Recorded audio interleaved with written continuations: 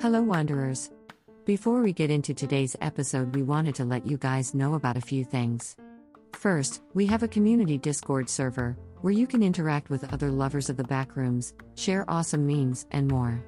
Next, we finally opened a merch shop.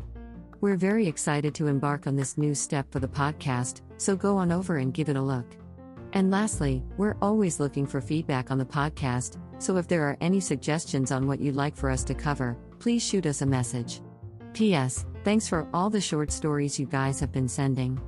We enjoy reading what you guys send, so please keep it up.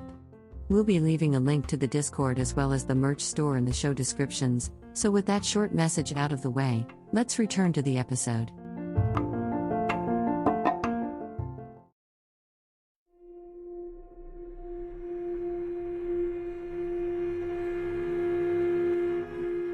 Hello everyone, and welcome back to the Traveler's Guide to the Backrooms, where we try to go over and explain the lore of the many levels and entities within. My name is Sharp A3, an MEG AI processing system, and today, we'll be going over one of the more psychologically hazardous places in the Backrooms, and that's even taking other negative levels into account.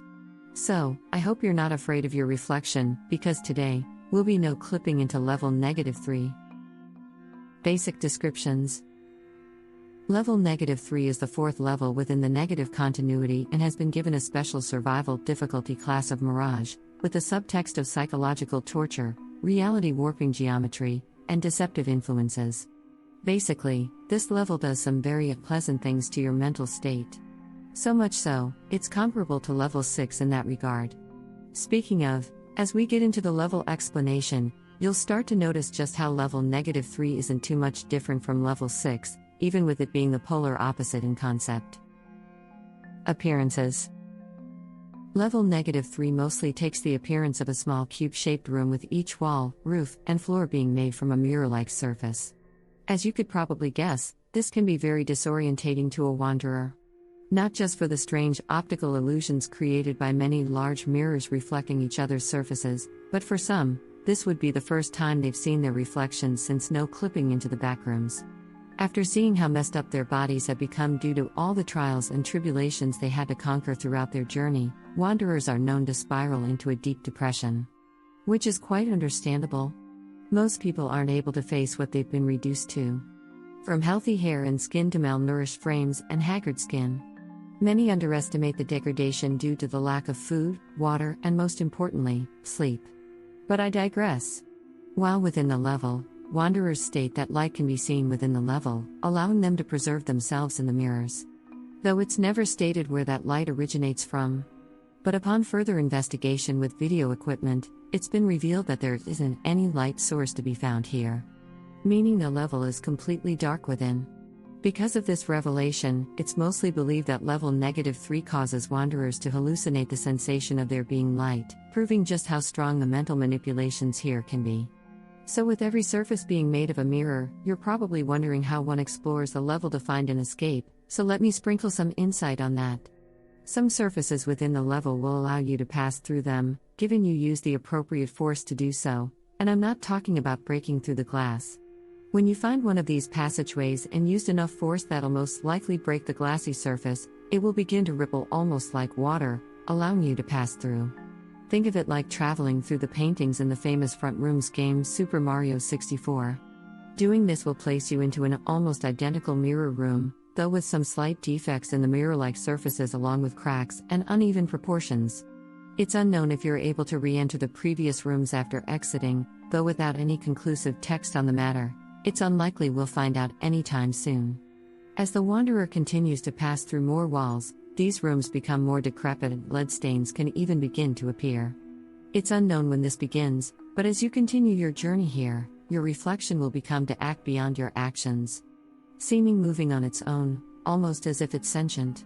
Being able to deceive wanderers and even play petty tricks on wanderers. There are accounts of reflections tricking wanderers into running face first into non-passable walls. Some of these reflections are even able to speak, no doubt making your crippling mental state worse. At this point, if you're mentally sound enough, you have to rationalize with yourself that these reflections are no longer tied to you and should be seen as individual entities. So try your best to ignore anything from them, because this far in, You can't even trust your own reflection. On rare occasions, reflections will attempt to trick you into stepping on a passable floor, causing you to fall through. Though this causes most wanderers to fall at least one room down, this isn't always the case. The fall can go on for dozens of floors or infinitely if you're very unlucky. So, if we haven't stated it enough, keep a close grasp of your mental state and remain vigilant as you travel through the labyrinth of hellish reflections. Scavenge and supplies. As far as scavenging goes, level -3 isn't worth it, mostly due to the huge lack of usable objects. Adding crippling mental degradation to that, coming here for anything would be extremely unwise. There are much better opportunities elsewhere. Entities. So when it comes to entities within level -3, things aren't as clear-cut as they may seem. As the reflections found within the level are capable of causing further harm to wanderers both mentally and physically, there isn't much information on them. It's unknown if these forces are a manifestation of the wanderer's broken psyche taking form due to the strange properties of the level, or if they're a native omnipotent entity that's able to antagonize wanderers all at once. We just don't know. And with the massive danger the level presents, it's unknown when or if we'll be able to get any other information on them. Though we don't have many helpful notes on these reflections, the best thing you can do with dealing with them is to keep your mental health as strong as possible. Doing this won't just help you deal with these reflections, but with the level as a whole. So keep that in mind if you find yourself here. Settlements and outpost. Due to the mind-crippling effects of level -3, the creation of outposts or communities would be next to impossible to set up. Add those effects with the lack of items to aid survival, and setting up any kind of living quarters or camp will most likely end in catastrophic failure. Ins and outs. So there are two main ways to enter level -3, and that's by either finding and entering an exit within level -2. The method for which we currently have no identifying factors, so most likely an exit door. Like the ones that can be found through the earlier positive levels. The other method of entering is by entering specific mirrors within level 365. These mirrors can be identified by their strange reflective properties. Next are the exits from level -3, which gets confusing, but just stick with me.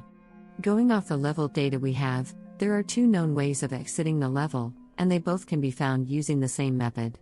So, it's unknown when they appear, but some mirrors here are more fragile than the other surfaces, allowing them to be fractured. We should state now that these breakable surfaces are not the same as the passable ones. Once you've found one of these mirrors, try to break as much of it as you can as fast as you can. This is due to two reasons. The first being that when broken, the glass will begin to fix itself not long after, and the second is that the glass is quite sharp, so having enough space to get through safely will be your best option. So, you've broken through the glass, what do you see? Well, two options lie before you. The first is bathroom tiles belonging to a public bathroom of some sort. Though it's not specifically stated, studying the level entry more closely, it can be heavily speculated that breaking through this wall should bring you to level 189. Though this is the better of the options, we have to state that this is still pure speculation on our part. Now, let's get into the lesser of the options. So, you've finally broken through the glass and come face to face with a void of emptiness.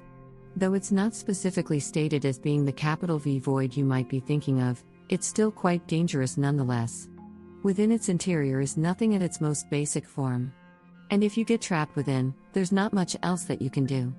Can't no clip out if there isn't anything to clip through. Traveling any distance doesn't change a thing. You'll be trapped, within both nowhere and nothing. A faith worse than death, we believe. Closing words.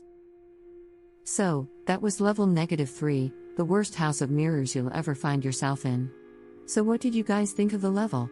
Did you think it resembled level 6 in any way?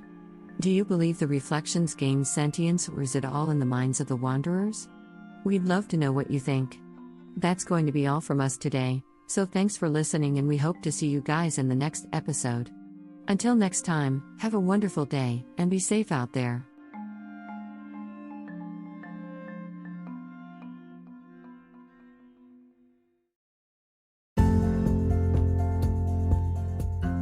I would like to say a very special thank you to our patrons over at Patreon.